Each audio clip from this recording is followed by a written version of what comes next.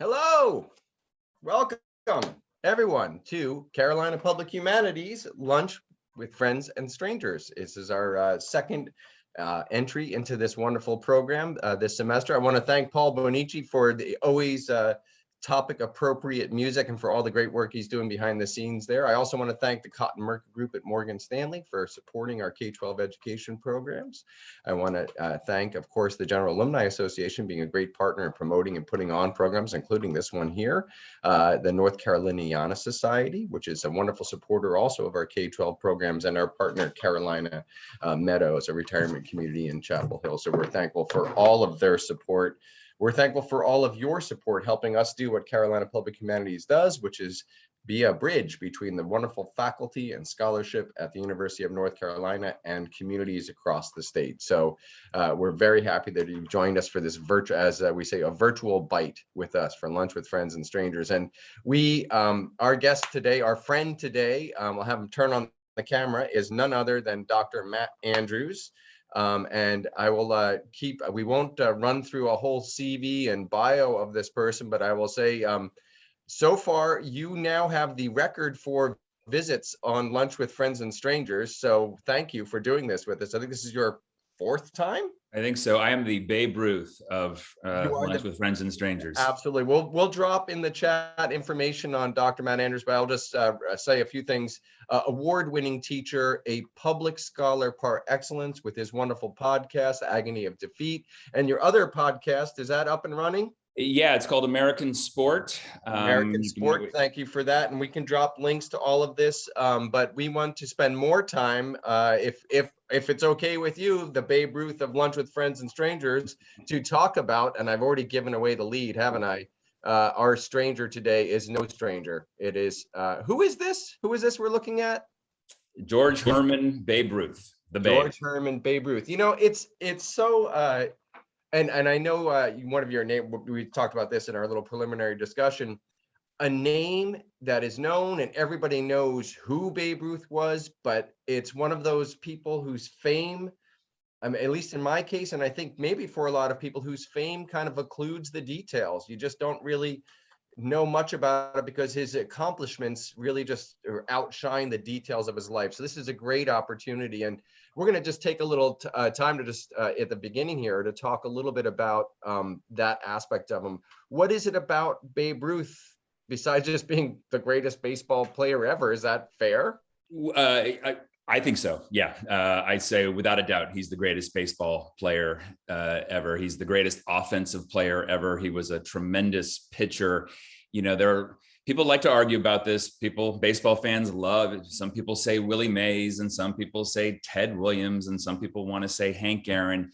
But Babe Ruth was their equal when it came to offense. He was one of the best pitchers of his time. You add it all together, I say he is without a doubt the greatest baseball player of all time. Mm-hmm. Max, I think he's not only is he the single greatest star in the history of baseball, he's definitely that. Mm-hmm. He's probably the single greatest star in the history of American sports. In my opinion, only Muhammad Ali comes close. But as we talked about, when we talked about Ali was not universally beloved like Ruth. Yeah. Many Americans hated Muhammad Ali, but everyone seems to have loved the Babe. He's a Paul Bunyan, larger than life figure. And we had talked about, we had a sort of although it's a distasteful term for some, the Mount Rushmore of American sports, and we've kind of put four up there so far: Billie Jean King, Muhammad Ali, Michael Jordan, and Babe Ruth. And we'll add others to this, and that'll get us out of that analogy, right? Yeah, I think that those are probably the four, although I really do think we would need to add Jackie Robinson. And you just volunteered to do another biography program. Just like that, I guess I did. Yeah. Right, let's take, this is a funny quotation. When did George Bernard Shaw say this? Do you know? Yeah, well, it was back in the early 1920s, and he was in London, and he was starting to hear about these amazing accomplishments by this American. And so he asked the question, who is this Baby Ruth? and what does she do? Gives us a sense how even in the 1920s, people in England, they were hearing about this, what did they know about baseball? In England, they said that the baseball was just rounders, it's our game. But yeah, Babe Ruth's fame was almost becoming global at a time when, that was really difficult to do. It's funny he mentions Baby Ruth too, because, as that is the candy bar that, whether it's affiliate, you said it's Grover Cleveland's daughter it was named after? Yeah, it comes out in the 1920s. It's named after Ruth Cleveland, Grover Cleveland's daughter. But of course, when I grew up, I certainly thought it was named after Babe Ruth. Everyone did. Another way, kind of kept the fame going, even if it's apocryphal, right? Yeah, and Max, we keep using the word fame, and I think that's right. At some point in Babe Ruth's life, he's famous for being a great baseball player, but at some point in his life, he just becomes famous for being famous. Yeah. He is really the first modern, and I'm not talking about sports here. He's the first modern American mega celebrity. Again, eventually as famous for being famous as he was for playing baseball. And every once in a while, and you get a sense of the ecstatic popularity, particularly among children, although he seems to have appealed to all types of Americans. Every once in a while, an American would momentarily eclipse his fame, like Charles Lindbergh in 1927. But then they would recede into the background. And once again, it was all about Babe Ruth. He is the single most written about, photographed, filmed person of the 1920s, an era when radio and newsreels and newspapers were just sort of these media sources were exploding in popularity. Do you have a sense of when this picture would have been taken? Obviously at the height of his fame. Yeah, this probably would have been somewhere in the mid 1920s. Again, I was talking about the appeal that Babe Ruth had to so many Americans. His name, Babe, and I'll talk about this in just a little bit, comes from his baby-like face. When he first started playing professional baseball, he was called that. He was called Baby, and then Babe. And of all the Americans that he appealed to, it seems to have been younger Americans, children. And one of the things that Babe Ruth always seemed to have time for were children. There are tens of thousands of photographs of Babe Ruth with children, putting in the time with children. And we'll talk about some of them, I think, later on. Absolutely. Just one question about that. You think about sports and you think about, the partisanship that happens as the nature of sports. There had to be some people who hated Babe Ruth. Well, look, and we'll talk about this. If you were a Red Sox fan in the 1920s and you used to have Babe Ruth on your team, and then you got rid of him, and we'll talk about the circumstances under which the Red Sox got rid of him. But there are, even when Babe Ruth would appear against the Chicago White Sox or the Boston Red Sox or the Chicago Cubs, and I'll tell you a great Babe Ruth story in just a little bit. Whenever he would be walked by sound baseball strategy, walk Babe Ruth, even when one's own team would do that, the fans would boo because they were denied the opportunity to watch this amazing athletic talent. Wow. So yeah, people booed Babe Ruth, but everybody wanted to be around Babe Ruth. Yeah, sure. It's, not to put too fine a point on it, but as soon as Tom Brady left the Patriots, he becomes everybody's favorite player, right? Max, that was 8 minutes before a Tom Brady reference. I think that's an all-time record for you. All right, we'll do that one later. All right, let's. So here we go. Who is Joe Dugan in this wonderful quotation? Joe Dugan was one of Babe Ruth's teammates in the 1920s, and everyone had a different way of making sense of Babe Ruth. And this is maybe my favorite line about him. He once said of Babe Ruth, "All of the lies about him are true." That's not entirely true. Some of the lies about Babe Ruth are actually lies, and I'll expose some of those today. But I love the sentiment. The truth about Babe Ruth is as incredible as any myth maker or Hollywood filmmaker could possibly have invented. Even the lies, there's a truthiness to it.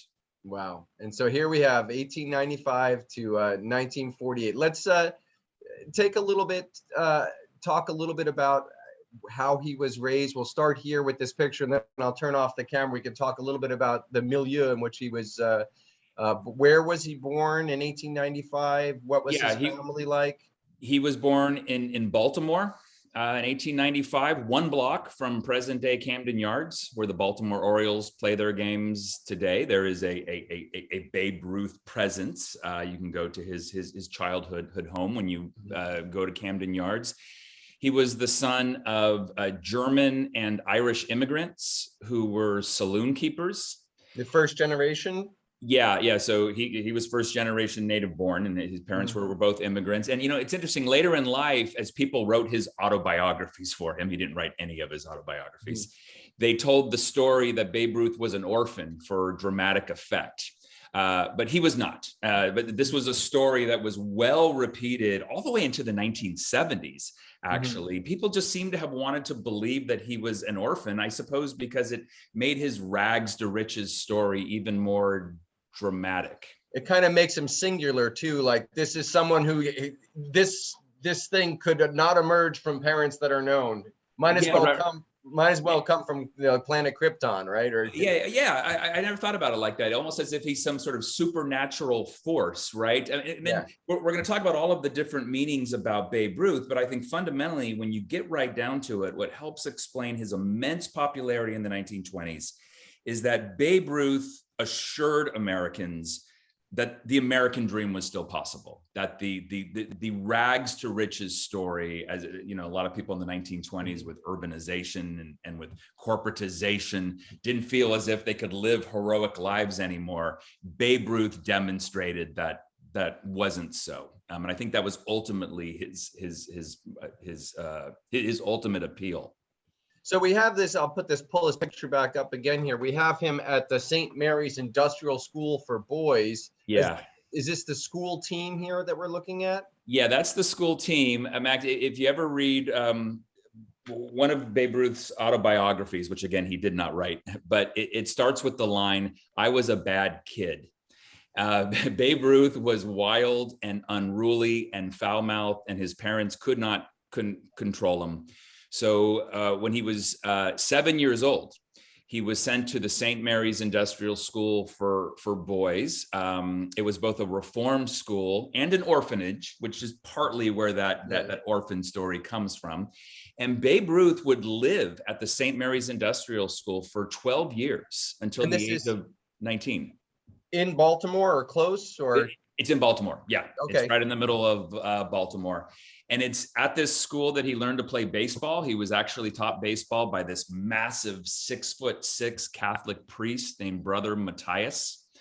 And some people say that Brother Matthias taught Babe Ruth how to swing with all of his might. I don't know if that's true, but certainly it turned out Babe Ruth could hit a baseball with uncommon skill and uncommon power.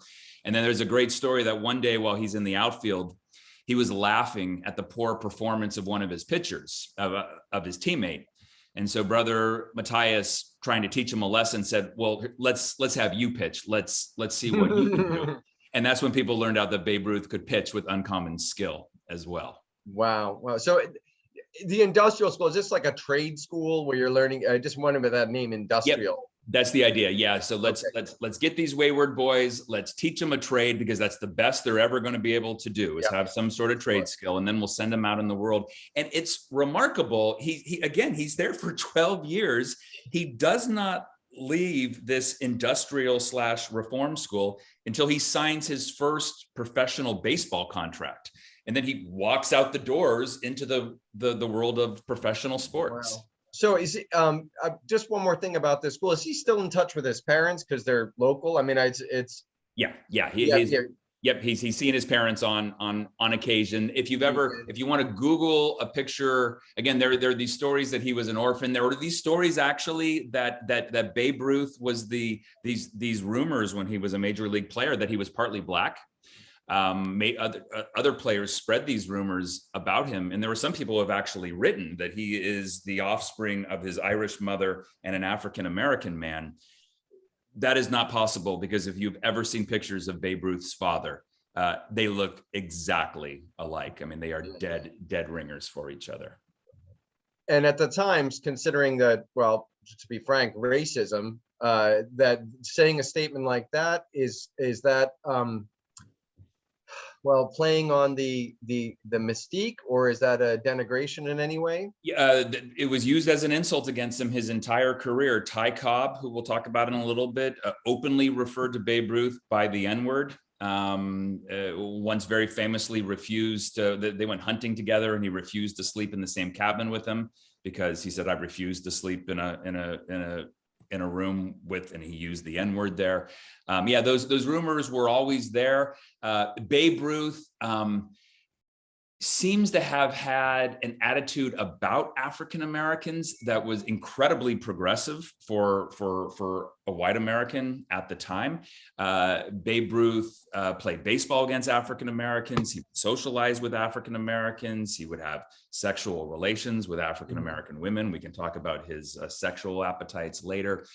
So a lot of people have come up with the conclusion that Babe Ruth was actually Black. I think Babe Ruth is a Black basketball player in the way that Bill Clinton was a Black president, the way we use that term. Interesting. We talked about Jackie Robinson being a potential, another, and that's a really interesting connection through baseball, to see that here's a person pretty accepting. You get the sense Babe Ruth would have been okay bringing the Negro leagues into the professional. Yeah, there are some stories out there that one of the reasons he was very bitter at the end of his life, he never got to manage a major league team. I think there are a number of reasons why you would not want Babe Ruth managing your baseball team. His drinking and his overeating and his carousing although that didn't stop a lot of guys from being major league managers.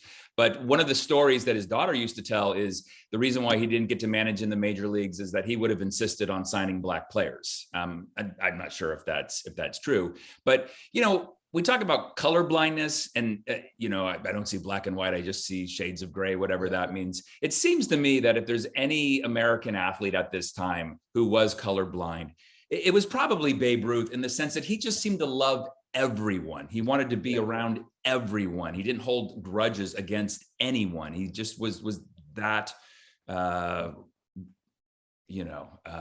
this like sort of Santa Claus like character.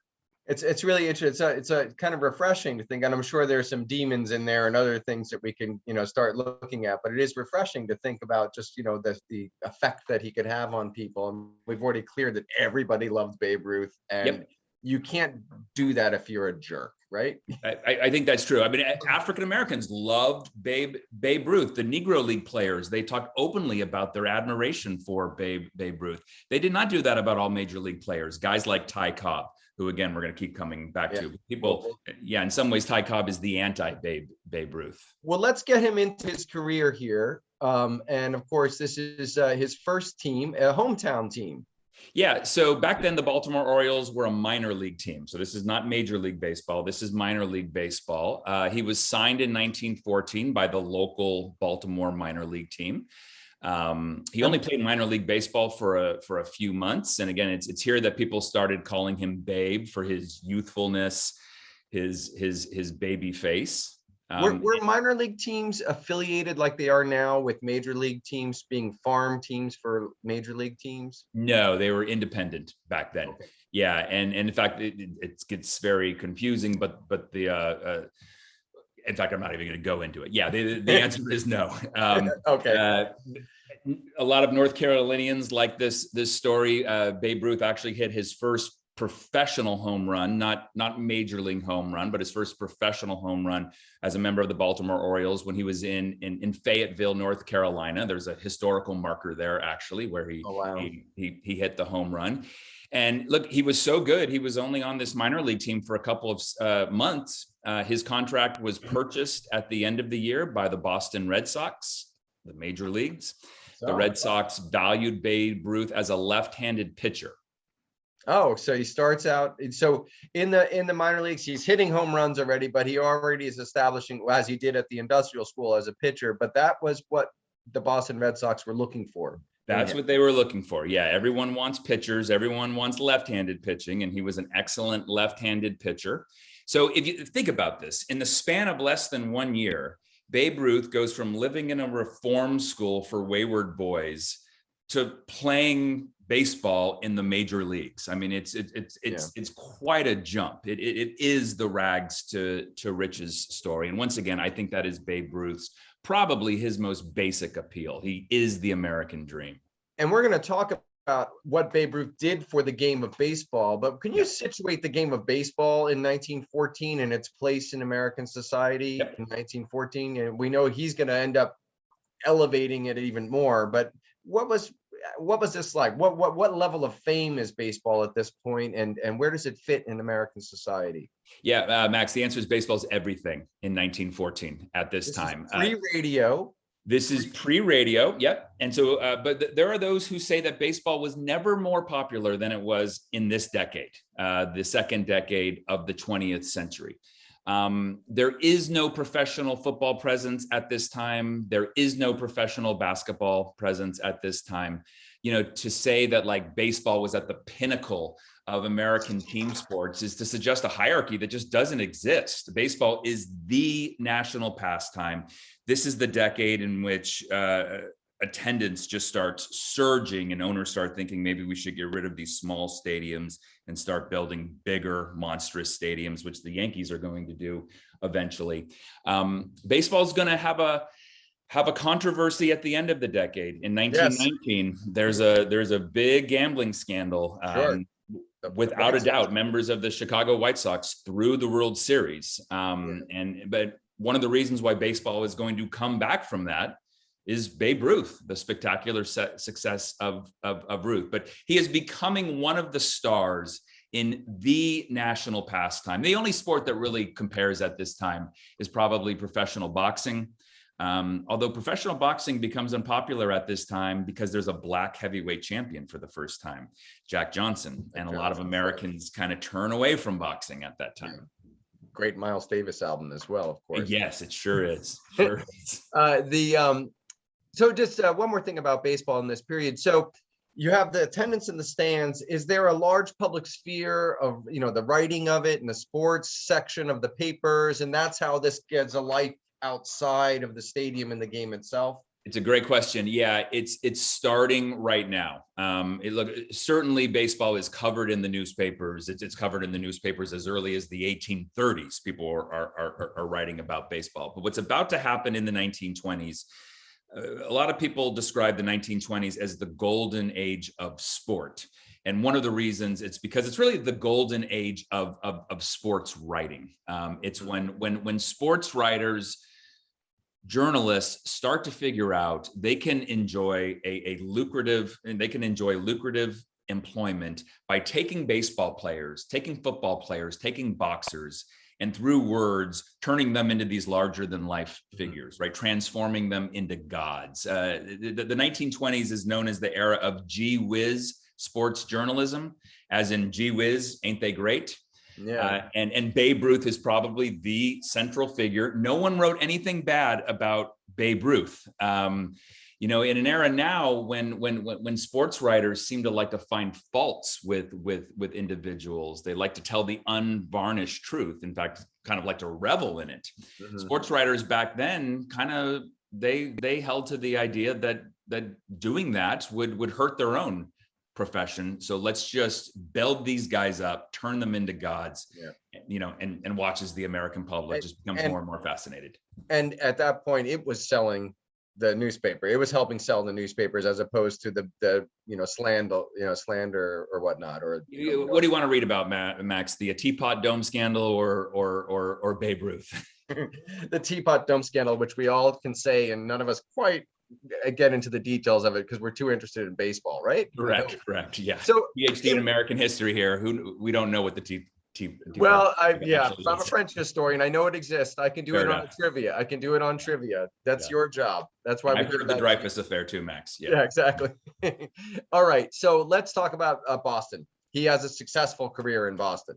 He has a very successful career in Boston. He shows up in Boston. He's just this wild kid. He actually marries the first girl that he meets in Boston. He goes to a coffee shop. She's the waitress. A couple weeks later, he asks her to marry him. I mean, this is how sort of fresh-eyed and the players on the Red Sox just talk about his indomitable energy, how he'd like to go to hotels and just ride the elevators up and down. He loved to go out to eat 7 times a day. I mean, he just consumed life. He was this joyous figure, and he was an incredible pitcher. Again, he's probably the best left-handed pitcher of that decade.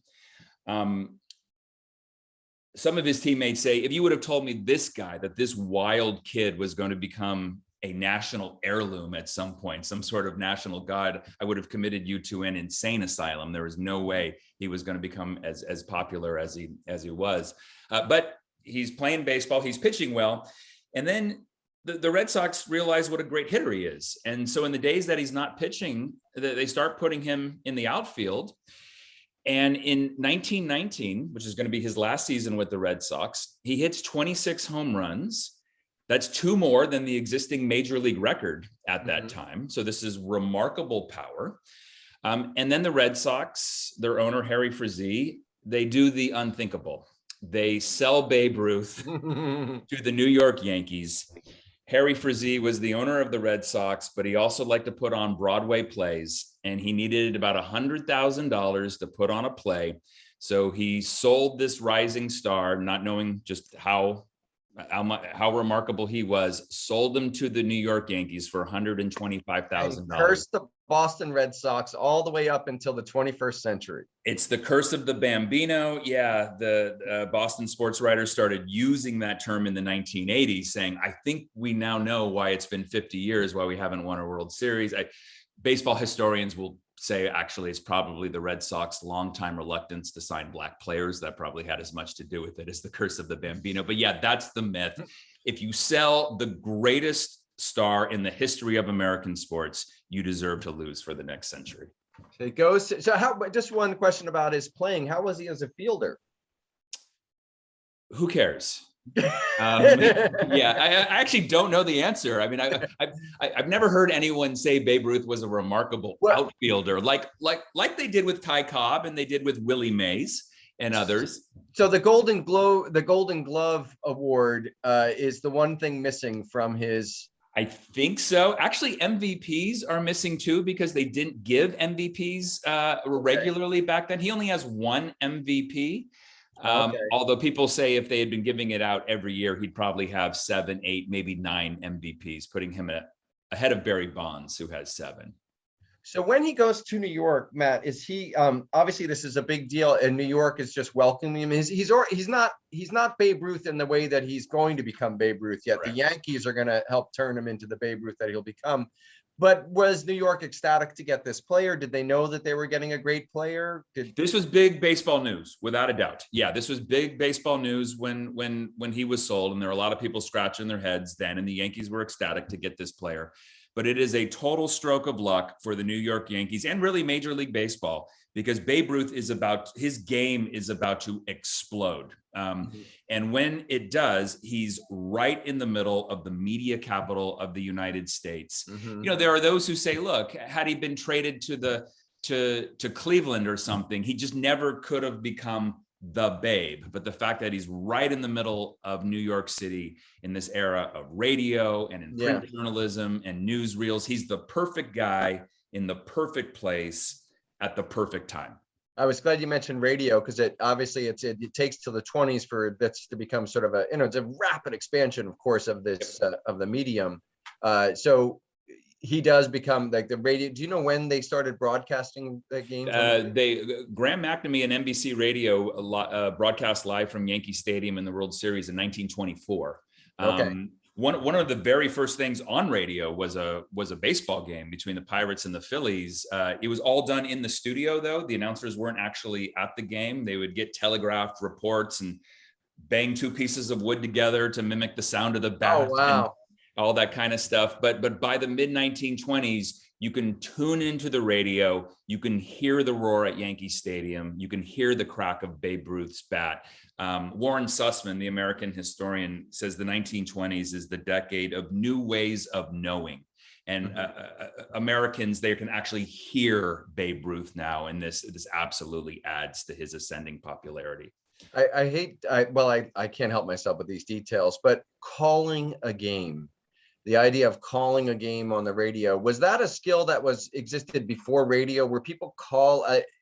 How does that work? The idea was early on. It's a great question. Is that the perfect guys to broadcast games would be reporters, because they knew how to write about baseball, but they were terrible radio guys. They just didn't know what to do. They would just describe the action when it would happen. If you ever been to a baseball game, and everyone has, there's actually not a lot of action at baseball games. So early radio broadcasts were just silence, and then every once in a while, and there's the pitch and it's a strike, and then 20 seconds of more silence. And then, so no, you have the rise, like you do, of actors at this time. You have the rise of this, of radio announcers, Graham McNamee being the most famous in this era. It's a brand new skill. People had to learn how to describe the scene to people who couldn't see the scene. He steps to the plate with insouciance and... Exactly. And you know who was really good at it? And I think this is interesting. There was a radio announcer for the Chicago Cubs in the 1930s. He would broadcast Cubs games to Iowa audiences. He too wasn't at the games. He would receive telegraph reports, and he would just make stuff up. He would describe the crowd, even though he wasn't there. His name was Ronald Reagan. That's how Ronald Reagan got his start in show business. Well, Big, let's get to the real, he did something with the Yankees, and he did some pretty extraordinary things. And of course, some of these statistics we're going to look at, I assume, would include his Red Sox career as well, just the totality of his career. Yeah, Max. So again, he hits 26 home runs in 1919, 2 more than the major league record.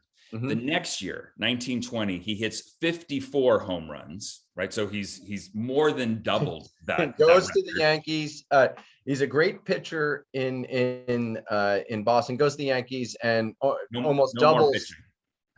Yeah, no more pitching when he's on the Yankees. They realize what they have in him. 54 home runs. The next year, he hits 59. 1921, 100 years ago, exactly. His 1921 season gets my vote for the greatest season that a baseball player has ever had. If you're interested in these types of things, you can go and look at the stats. Max, when he hits 59 home runs in 1921, he hits more home runs than every other team except one. This is just astounding, unprecedented power. If anyone did this now, what would you think? So what is it? What was it about his physique or his approach to the batting? Or it's both that. Well, I mean, first of all, if anyone did that now, you would think steroids. You would think it's not possible. This guy's obviously cheating, but he was not taking steroids. Look at that picture of Babe Ruth there. You know, we had this image of Babe Ruth kind of later in life, where he was round and pudgy, but look, he's a strapping, big, muscular guy. What year are we looking at here? This has got to be about 1921, 1922, I think, when he's at the absolute peak of his powers. And he played the game differently. He swung hard. He swung with all his might. He swung for the fences. And before the era of Babe Ruth, baseball players played what was called scientific baseball, which is about bunts, base hits, then you steal, hit and runs, you scratch and claw, and you fight for every run.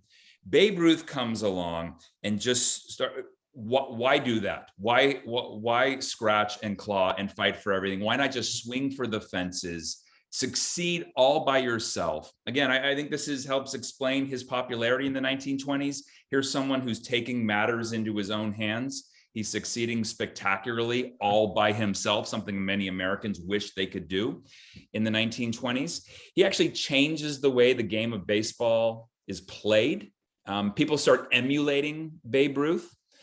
There's a huge surge in offense in baseball in the 1920s. And I have been to conferences where people like to argue about why, these kind of baseball stat head conferences. And some people say it's because the ball changed, which it did. They replaced American yarn with Australian yarn. I don't know my yarns like I suppose I should, but that's one theory.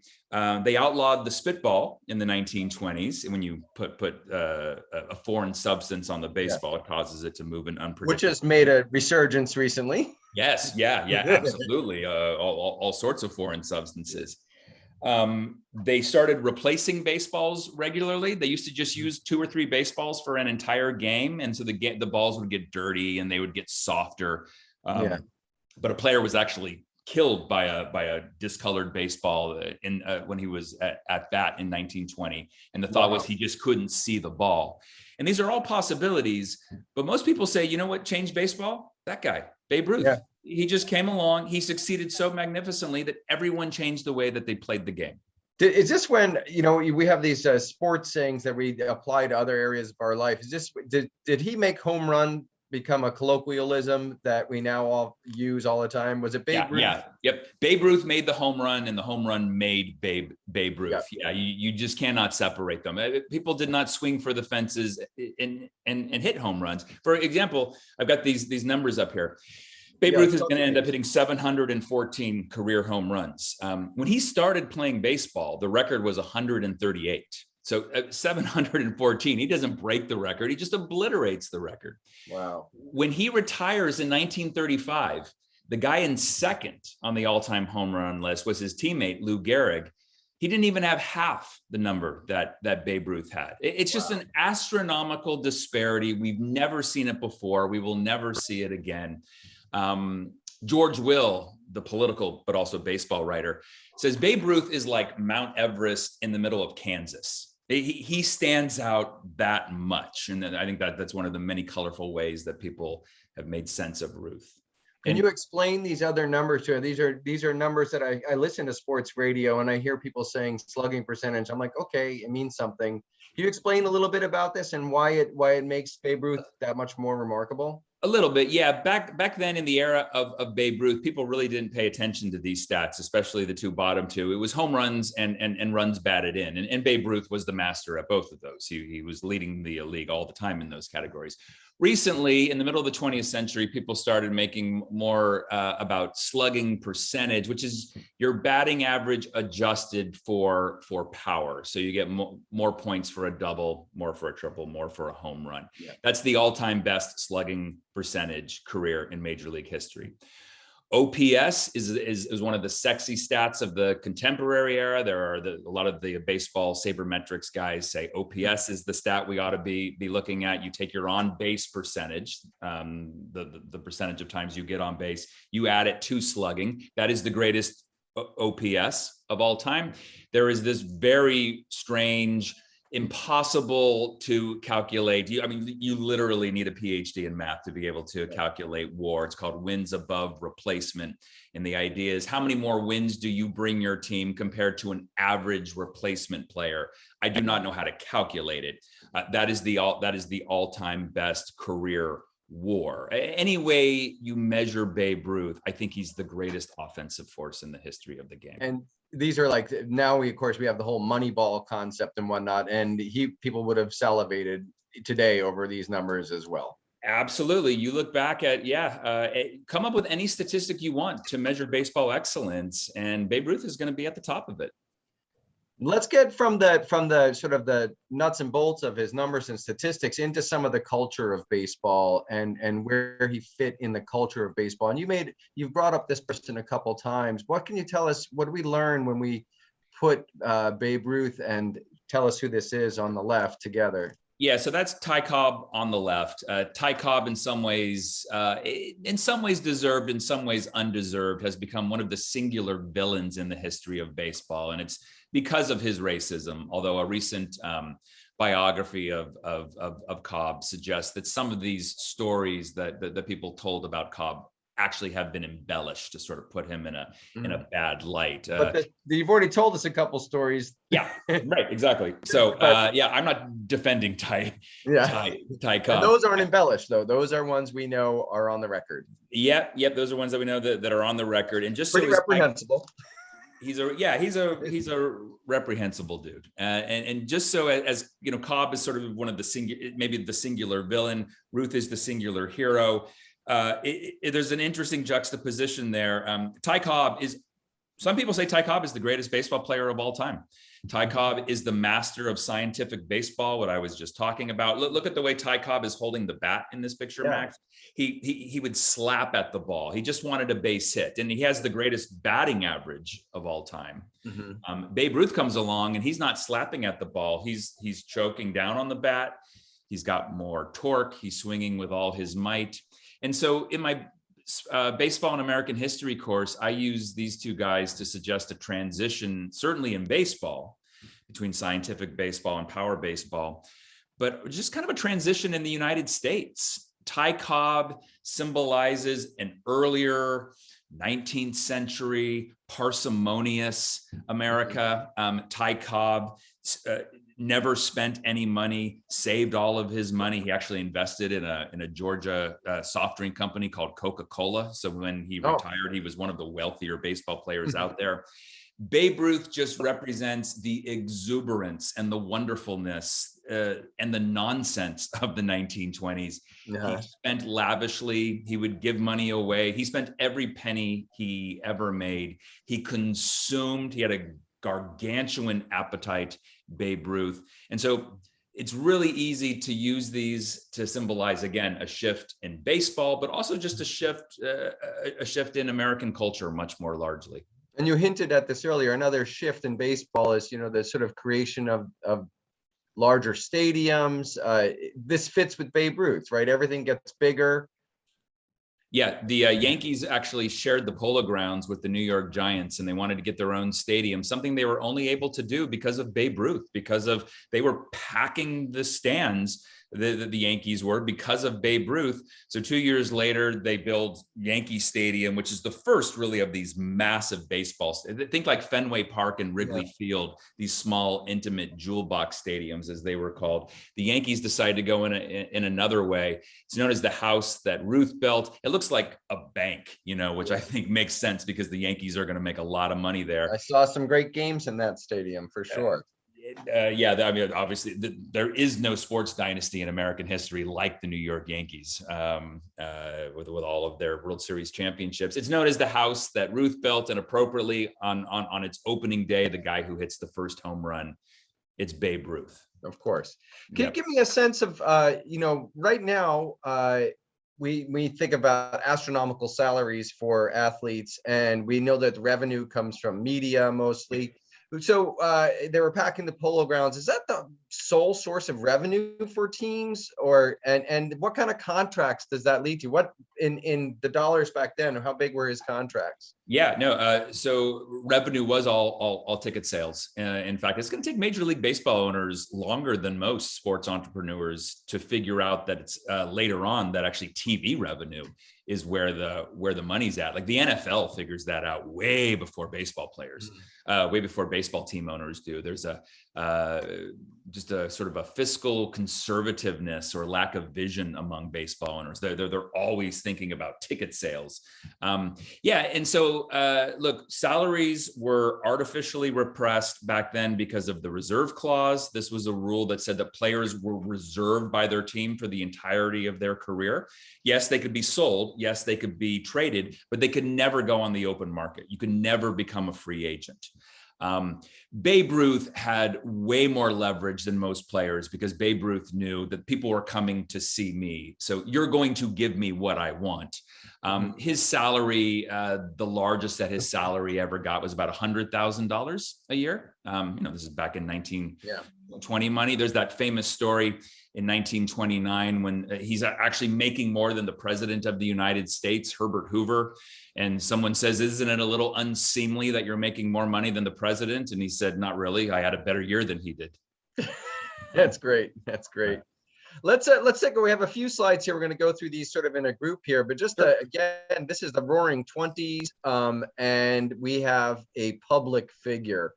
And you mentioned his consumption, and he lived everything larger in life. And you get that from these pictures for sure. Yeah, the 1920s are the era when Americans began really consuming, right? When what you purchase and what you consume kind of becomes part of your identity. A little less than, what's your character on the inside, and it's more like how do you act on the outside. In an era of consumption, nobody consumed more than Babe Ruth. The stories are legendary. He would wear fur coats. He would wear silk shirts once and then throw them away. Never wore a silk shirt twice. He's a man of tremendous appetite. Sports writers would report daily what Babe Ruth ate, and Americans were just fascinated. He would eat 18 eggs for breakfast. He would wash them down with 7 bourbons and ginger ales. And it showed on his body. And it began to show as he got into his late 20s. Look, he's not going to live very long, either. He's ultimately going to die of throat cancer, but he just died from the abuse of his body. He was a man of tremendous sexual appetite, but this was not something that the sports writers wrote about. They buried those salacious stories. Max, there is I don't know if it's true, but it is an often told story about this. And again, it speaks to this gee whiz sports journalism. There's a story that the Yankees are on a train traveling to an away game, and the sports writers are in the club car and they're playing bridge. Door opens, a naked Babe Ruth comes running through, screaming at the top of his lungs. A naked woman carrying a knife comes after him, screaming at the top of her lungs. One sports writer looks to the other and says, "Good thing we didn't see that, because otherwise we'd have to write about it." Oh, I love it. I love it. Yeah, so they did not tell these stories about. So they prefer to write these kinds of stories, right? So instead, the stories we get about Babe Ruth, and this is how also I think Babe Ruth is a thoroughly modern athlete. In some ways, he's the first athlete really to have a sports agent. There's a journalist named Christy Walsh who goes to Babe Ruth's hotel room one day and says, "I can make you $1 million. Just let me write stories about you." So for example, whenever Babe Ruth would hit a home run, there would be an article that he wrote that appeared in newspapers all around the country the next day describing that home run by Babe Ruth, but he didn't write any of them. Christy Walsh wrote them. He had a legion of ghostwriters. Christy Walsh would tell these stories that Babe Ruth would go into hospitals. Look, Babe Ruth did go into hospitals and talk to dying children, but Christy Walsh would spin the fable that Babe Ruth would promise this dying young boy that he'd hit him a home run, he would do it, and then the boy would miraculously be cured of whatever ailment that he had. I'm sure you've heard these stories. None of them are true, but people believed it. I mean, such was the power of Babe Ruth that people wanted to believe it. But all of these stories come from the pen of Christy Walsh. And then it's Christy Walsh who masterminded Babe Ruth as an advertising icon. He got him contracts to sell cigarettes, soda pop, breakfast cereal, you name it. Babe Ruth sold everything. I mean, Christy Walsh kind of packaged Babe Ruth and sold Babe Ruth like a commodity itself. In my sports and American history class, I say when we have a conversation about the first modern athlete, it's a conversation that begins with Babe Ruth. Wow. So there he is doing Red Rock Cola because he's not going to do Coca-Cola. That's Ty Cobb's. Right? That's Ty Cobb's. Yeah, I don't know. He probably sold Coca-Cola at some point. He sold everything. And I love that we have an actual candy bar named after Babe Ruth. An actual candy bar. Yeah, that's right. This one is actually also you, Baby Ruth. Yeah, exactly. Absolutely. Oh, that's fantastic. And I want to remind folks to please put some questions in the question and answer thing here. We're going to have a few more stories and slides to go through. But we're very interested in getting some questions. So let's go to your favorite. Is this maybe your favorite Babe Ruth story? Oh, is it? Yeah, the called shot. Look, Babe Ruth hit 714 home runs, but this is by far the most famous of his home runs. It kind of occurred sort of towards the end of his career, 1932. The Yankees and the Cubs were in the World Series, and it was a nasty World Series. There was a lot of name calling between the two teams. Babe Ruth says that his wife was spit on by Cubs fans in Wrigley Field. And in Game 3, which was in Chicago, in Wrigley Field, the Cubs, they were heckling Babe Ruth, and he comes to the plate. This is a very mythic moment. And the Cubs pitcher, Charlie Root, the first pitch goes right down the middle for a strike, and Babe Ruth doesn't swing. It's called a strike. And the Cubs players all start heckling him, and he points. Where exactly he's pointing, it's unclear. Pitch number 2, same thing, right down the middle, strike 2. The Cubs and the Cubs fans and the players, they're all jeering Babe Ruth. He points again. The question becomes, and this is grainy footage of this, which it actually surfaced about 20 years ago. Someone actually found film of this. It had never been seen before. The question was he pointing at the Cubs dugout to tell them to be quiet? Was he pointing at the Cubs pitcher just to say, I'm going to get you? Or was he pointing at the exact spot in the outfield where he was about to hit pitch number 3? Pitch number 3 comes in. It's a curveball. He launches a massive, majestic home run into the outfield. He roars with laughter as he goes around the field. And a reporter came up to him after the game and said, I saw you point. Were you calling your shot? Were you pointing to the exact place where you hit the ball? And what do you think Babe Ruth said? Yeah. He said, hell yeah, that's exactly what I was doing. Great idea. Yeah, I called my shot. The Cubs all insist he was pointing at their dugout. The Yankees all insist he was calling his shot. I really think of this moment as a metaphor for why Americans love Babe Ruth. Wouldn't we all love to be able to say, watch what I'm about to do, and then do exactly that? And I think at a time, particularly in 1932, during the Great Depression, when Americans, and this is the height of the Great Depression, 1932, when Americans feel like they are just losing control over their lives, here's someone who comes along and suggests, I have absolute control over my life and my destiny. I think of this called shot as a metaphor for why Americans just latched on to Babe Ruth. You know, I want to invite folks to add questions. We're coming up towards the end of our time. You mentioned his marriage, his marriage, wife and kids. What about family life? Did Babe Ruth have children? Yeah, he did. But Babe Ruth was not a wonderful family man. Babe Ruth gets married when he's in Boston. He buys his wife a house out in Sudbury, Massachusetts, which I think was the country. He puts his wife and his children in this house. And then he moves into the Astoria Hotel in New York City, and he just indulges himself. Not the world's greatest family man. So this is the same wife that he has one wife? Max, I forget. I'm going to plead ignorant there. All right, there you go. And that's what happens when someone's fame kind of just, it's beyond his personal life, isn't it? Yeah, Babe Ruth is the Babe Ruth of philanderers too. From what we can tell.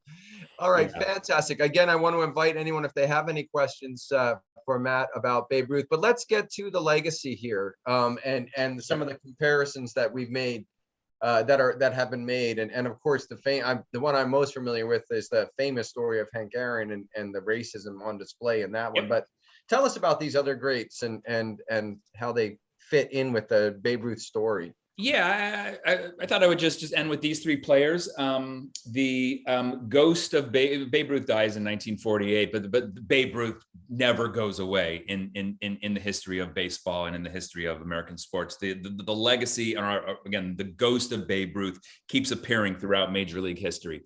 It appears in 1961 in 1927, Babe Ruth hit 60 home runs. And Babe Ruth, when he does this, he says 60. No one will ever hit more than 60. Well, in 1961, another Yankee, Roger Maris, was getting very, very close. And when he got close to Babe Ruth's record, Yankees fans, Roger Maris is a Yankee. Yankees fans started booing Roger Maris. They didn't want him to break Babe Ruth's record. That's what a star Babe Ruth was. Roger Maris talks about just the incredible psychological pressure of this moment. Talks about how his hair was falling out in clumps, and making it harder for him. He was doing it in a longer season. When Babe Ruth played, the Major League season was 154 games. Now it was 162. And so even the commissioner of Major League Baseball, who had actually been one of Babe Ruth's ghostwriters, a guy named Ford Frick, he said, if Roger Maris breaks the record, there's going to be an asterisk next to the record. It won't really count. On the last day of the season, Roger Maris hit home run number 61. He broke Babe Ruth's single season record. It's a record now held by Barry Bonds, 73. But even Yankees fans, again, didn't want Maris to break the record in 1961. So we have the ghost of Babe Ruth there. The ghost of Babe Ruth appeared again in 1974, and you referenced it. It wasn't a pretty moment. when Hank Aaron, a black man, was getting close to Babe Ruth's all-time career home run record of 714. Hank Aaron received so many vile, racist letters, so many death threats. And many of these letters referenced Babe Ruth and told him, you are no Babe Ruth. You're nowhere near Babe Ruth. This was not Babe Ruth. I'm sure had Babe Ruth been alive, based on what I know about him in 1974, he would have detested his name being used in this way. But the ghost of Babe Ruth surfaced once again. Hank Aaron did break the record in 1974, went on to hit 755 home runs. Shohei Ohtani is a current player this year. I think it's interesting. I said that Babe Ruth's greatest season was 1921. So it's exactly 100 years later. There are some people saying that this Japanese-born major league player is having the greatest season of all time, that and what he's doing in many ways is out Babe Ruthing Babe Ruth. Ohtani both pitches tremendously and hits tremendously in the same game. And in the same game. And when he's not pitching, he's hitting. Look, he only has 9 wins right now, but he's having a great year pitching. He has 45 home runs. I mean, so those are Ruthian-like numbers. There are a lot of people saying that Shohei Ohtani is, sort of out Babe Ruthing Babe Ruth. I'm sort of one of these people. I don't want to be a downer. I think we need to slow down a little bit on Shohei Ohtani. He's not the greatest player of all time. You need to have a dozen years, if he does this for all the way to 2034. If he keeps doing it, but guys like Tim Kirchin and others, baseball writers who I respect greatly, they say even Babe Ruth never put together this type of pitching with that type of power. That's true, but no one hit home runs like that when Babe Ruth was pitching. So I think it's a fun argument, but here's what I think is interesting about this, Max. When we talk about the greatest football players of all time, no one goes back to Red Grange and the 1920s and say that was the greatest football player. When we talk about the greatest basketball players of all time, no one even goes back to the 1950s and say Bob Cousy is the greatest basketball player of all time. But when it comes to baseball, people still go back over a century and they point to Babe Ruth and they say Babe Ruth is we're comparing Ohtani to someone who played 100 years ago. That's how far ahead of his times Babe Ruth was. And you showed us those numbers, which are undeniable and still records. Yep, and still records. Yep. Well, if I'm sorry, Matt, we have time for some of the questions here. We've got 3 questions on deck, and I'd love to have a chance for our audience to get in here. But like always, Matt, we just can't stop ourselves from talking because you're so interesting, and Babe Ruth is absolutely fascinating. He's endlessly fascinating. Yeah. Endlessly. Well, let's get to a question here. Our dear friend and colleague, Lloyd Kramer. Hello, Lloyd, who is not with Carolina Public Humanities this semester and is on a well-deserved leave, but he just couldn't resist because it's fascinating. Asked, Babe Ruth lived through divisive political times as Roosevelt rose to power, but did he ever comment on public or political issues like Muhammad Ali? Yeah, that's an awesome question. And actually, I don't know how many people are tuned in, but like part of me is surprised that anyone wants to tune in and hear us talk about Babe Ruth, because now we talk about athletes and as being significant, and it's because of their politics. And that's exactly what we talked about with regards to Jordan, Ali, Billie Jean King. Babe Ruth was not political in those ways. Babe Ruth was nowhere near as political as Muhammad Ali. The closest Babe Ruth really ever came to being political was in the presidential election of 1928, when he endorsed Al Smith, the New Yorker, in the presidency. And he famously refused to have his photograph taken with Hoover because Hoover was running against Smith. And actually, he made more money than him. And he made more money than Hoover. Yeah, that guy. Let me take a picture with him, right? And he was criticized for this. There were a lot of people who said, no, you have to have your picture taken. Don't be political in that way. That's as political as Babe Ruth got. He was political, I suppose, in the way that he interacted with African-American fans when he was in baseball stadiums. There are lots of pictures of him in Washington, D.C., for example, that had segregated seating. And Babe Ruth would go out and talk to the black fans and there were photographs of him with the black fans all smiling behind him, Babe Ruth smiling as well. He seemed to enjoy talking to all fans. He's political, I suppose, in the way that he wasn't Ty Cobb. He played no part in maintaining segregation in the United States and Major League Baseball much more specifically, but he didn't speak out against segregation in Major League Baseball as well. Great. Jonathan Gerard has a statement. I think I'll just read it out here. It seems to me that most Americans choose sports figures and Hollywood celebrities as their heroes instead of moral icons. Perhaps they know that these temporary heroes will end up being ethically compromised or culturally complicated, so that once their fame is over, they can just turn to a new and younger celebrity. We cast out our heroes as quickly as we choose a new one, but perhaps Ruth defies this view. His oversized life achievements will always symbolize American aspirations. Yeah, again, the reporters, super smart and astute observation by Jonathan, as usual. The reporters realized that it was in their best interest not to tell these stories about Ruth, to build him up. You know, there's a term that a sport historian named Benjamin Rader uses to describe athletes in the 1920s. He calls them compensatory sports heroes. And he says that at a time when Americans were thirsting for heroes, and I'm going to just kind of riff on something that I said earlier, at a time when Americans were looking for proof that truly heroic acts were still possible, Americans sought these heroes out in two places. They started going to the movies in the 1920s, and they watched heroes on the screen, and they invested, emotion in these heroes. And they started going to sporting events, and they invested in boxers like Jack Dempsey, and they invested in baseball players like Babe Ruth. It's ultimately kind of a depressing thought for us sports fans. Why do we love sports so much? Why do we want to identify with athletes so much? According to this theory, we do so to compensate for the lack of heroism in our own lives. We sense that we do not have the ability to achieve greatness. So we latch on to Michael Jordan and to Muhammad Ali and to Babe Ruth, and we live vicariously through their exploits. It is a totally depressing thought, but it's one that just might have a kernel of truth to it. Yeah, I can't hit a home run, I'll tell you that. that one eluded me. All right, one final question here from Tom and Miriam. Hello out there. Tom and Miriam said hello out there. What was Ruth's relationship with his teammates, especially Lou Gehrig? And I would just add a little thing on that. I'm wondering, as we're looking on at the modern players, or the players that sort of touched with his legacy, did Ruth celebrate the achievements of other baseball players? And could he appreciate other baseball players, and especially his teammates like Lou Gehrig? Yeah, that's a great question.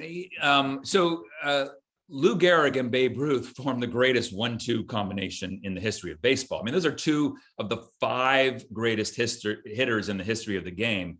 And they were hitting back to back in the Yankees order in the 1920s. And Gehrig was everything that Ruth was not. He was quiet, he was shy, he wasn't a carouser, he wasn't a drinker. There are actually some people who encouraged him to be more like Babe Ruth, but that was something that just was not in his DNA.